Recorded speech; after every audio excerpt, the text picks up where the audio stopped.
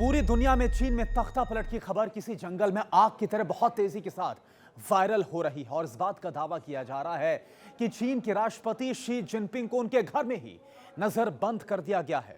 हालांकि इस बात की पुष्टि नहीं हुई है, लेकिन दुनिया भर में लीडर्स की तरफ से इस मांग को सामने रखा गया है कि इस खबर की जांच होनी चाहिए, जिसमें कई खुलासे करने वाले भारतीय नेता सुब्रमण्यम स्वामी का नाम भी शामिल है। जिस तरह के हालात बने हैं, उनसे लगता है कि खबर में कुछ तो सच्चाई है, और अगर सच्चाई है तो जांच का दबाव किसी पर नहीं है। यही वजह है कि दुनिया भर के लीडर्स की मांग के बावजूद जांच कोई मजबूरी नहीं है, बल्कि फैली खबर को शांत करने का विकल्प हो सकता है। लेकिन सुब्रमण्यम स्वामी जिस तरह की जांच की जरूरत बता रहे हैं, वो दुनिया में एक बड़े बदलाव की तरफ इशारा करता है, क्योंकि इसमें विद्रोह के समय और हालात का जिक्र है।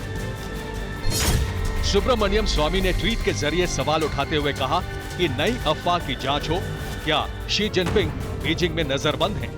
माना जा रहा है कि हाल ही में जिनपिंग जब समरकंद में थे, तब चीन की कम्युनिस्ट पार्टी के नेताओं ने उन्हें पार्टी के सेना प्रभारी पद से हटा दिया था।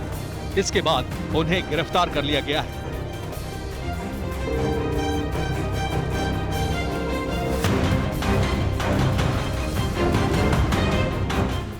यानी सुब्रमण्यम स्वामी के मुताबिक प्रेसिडेंट जिनपिंग जिस वक्त एससीओ समिट में शामिल होने समरकंद पहुंचे थे, उसी वक्त सीसीपी के दूसरे अधिकारियों ने उनके खिलाफ साजिश रचकर उसे अंजाम तक पहुंचा दिया।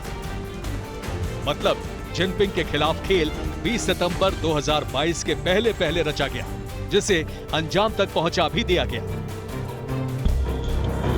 लेकिन सवाल ये है कि ये वाकई कोई खबर है या फिर अफवाह? ये मेरे सोर्सेज टोटली रिलायबल हैं और इन्होंने वर्चुअल प्राइवेट नेटवर्क के जरिए मुझे एक मैसेज भेजा था। मेरे बहुत मित्र हैं वहां पर। ये हार चुका है, क्या इसको गिरफ्तार किया गया है? द रिस्पॉन्स केम कि एम्बेसडर आप सही थे। सो इसका मतलब ये है कि पीएलए ने टेक ओवर कर लिया। क्या कोई भी एक ऐसा सबूत सार्वजनिक हुआ जिसके सहारे इस खबर को लेकर कोई दावा किया जा सके? सवाल कई है, लेकिन जवाब पुख्ता नहीं है। सिर्फ एक सबूत चीन की एक्टिविस्ट जेनिफर जेंग के ट्विटर हैंडल पर मिलता है। इस बयान के अलावा जेंग ने जिस विजुअल को शेयर किया है, वो भी उनके दावे की पुष्टि करता है। दावा है कि पीएलए के आर्मर्ड व्हीकल्स बीजिंग की तरफ जा रहे हैं। ये काफिला बीजिंग के पास वानलाई काउंटी से शुरू होकर हुबई प्रांत के झांगजियाको शहर में खत्म होता है। इसके अलावा खबर को लेकर शक गहराता है चीन के एयर स्पेस का खाली होना। ये जो एयर ट्रैफिक है, ये है मेनलैंड चाइना। ये चाइना दिखाई दे रहा है। यहाँ हिंदुस्तान की तरफ अगर आप देखें, ये आपको फ्लाइट ट्रैफिक दिखाई दे रहा है। बगल में अफगानिस्तान और ऊपर फ्लाइट ट्रैफिक दिखाई दे रहा है। ये देखिए, यहाँ भी फ्लाइट ट्रैफिक है, लेकिन चाइना के ऊपर फ्लाइट ट्रैफिक कम होने के मायने क्या है? ये एकदम क्लीन क्यों दिखाई दे रहा है? पीके श्रीवास्तव सर, क्या ये यूजुअल है? ये बिल्कुल अनयूजुअल है। हमने पहली बार देखा है। अभी मैंने इसको खोला, देखा, अध्ययन किया। आपने तो अक्सर देखा होगा। क्या ये यूजुअल है? ये हो ही नहीं सकता है। ये पॉसिबिलिटी नहीं है। किस तरह का ब्लैकआउट है? इसका मतलब ट्रैफिक ब्लैकआउट अपने आप में होना किसी बड़ी आशंका का संकेत देता है। कोई बहुत अनहोनी होने वाली है। लेकिन सवाल यह है कि अगर बीजिंग में वाकई तख्ता पलट हो गया है, तो फिर प्रेसिडेंशियल पैलेस से लेकर आर्मी की कमान किसके हाथ में होगी? और चीन के पड़ोसियों के खिलाफ रचे गए षड्यंत्र को अंजाम तक कौन पहुंचाएगा? क्या जिनपिंग के विरोधी खेमे में कोई ऐसा नाम है? और ये सब हुआ कैसे? चीन में तैर रही चुनिंदा खबरों के मुताबिक शी जिनपिंग 16 सितंबर को समरकंद से लौटे तो उन्हें एयरपोर्ट पर ही हिरासत में ले लिया गया था। इसके बाद उन्हें प्रेसिडेंशियल पैलेस में ले जाकर नजरबंद कर दिया गया। खबर यह भी है कि पूर्व राष्ट्रपति हू जिनताओ और पूर्व प्रधानमंत्री वेन जियाबाओ ने सोंगपिंग को सेंट्रल गार्ड ब्यूरो की जिम्मेदारी संभालने के लिए मना लिया है। मतलब साफ है कि खबर को सिरे से अफवाह नहीं माना जा सकता। इसमें कहीं ना कहीं कुछ तो सच्चाई है, और अगर वाकई ऐसा है तो इसके पीछे का वो कारण क्या है, इसे भी जान लीजिए।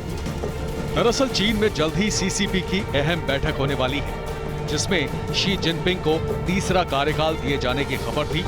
लेकिन जिनपिंग के नजरबंद होने की खबर फैलते ही तीसरे कार्यकाल पर मीडिया ने कोई भी बयान जारी नहीं किया। बावजूद इसके नजरबंद किए जाने की पुष्टि कोई नहीं कर रहा है। अलबत्ता पीएलए डेली ने इस खबर का एक अलग अंदाज में आर्टिकल प्रकाशित करके खंडन भी किया है। क्या है उस आर्टिकल में, आप भी देखिए। अब उस खबरों के बीच एक पुष्ट खबर चीन से ही सामने आती है। खबर यह है कि पूर्व वाइस पब्लिक सिक्योरिटी मिनिस्टर सुन लुजुन को मौत की सजा का ऐलान कर दिया गया है। उन्हें बड़े पैमाने पर घूस लेने का दोषी पाया गया है। कोर्ट की तरफ से जो फैसला लिया गया वो ये बताता है कि कैसे एक अहम बैठक से पहले शी जिनपिंग की तरफ से एक निरंकुश शासक की तरह फैसले लिए गए और इसी को लेकर अब उनके खिलाफ लामबंदी बहुत तेज हो गई। पीएलए डेली में प्रकाशित आर्टिकल के मुताबिक पीएलए से सीसीपी के सभी टास्क को पूरा करने को कहा गया है। इस तरह के खतरनाक टास्क को हर हाल में पूरा करने के निर्देश हैं। सेना को ये आदेश सीसीपी की कांग्रेस से ठीक पहले दिए गए हैं। इस आर्टिकल से लगता है कि जिनपिंग आगे भी राष्ट्रपति के साथ सेना के सर्वोच्च कमांडर पद पर बने रहेंगे। लेकिन इस तरह के आदेश से ही जिनपिंग के खिलाफ माहौल बनने की संभावना भी बढ़ती है, क्योंकि रिपोर्ट बताती है कि शी जिनपिंग हर हाल में ऐसे सैनिक चाहते हैं जो रोबोट की तरह काम करें। इन हालातों में जाहिर है कि ह्यूमन रिसोर्स के साथ ज्यादती होने की संभावना ज्यादा रहती है।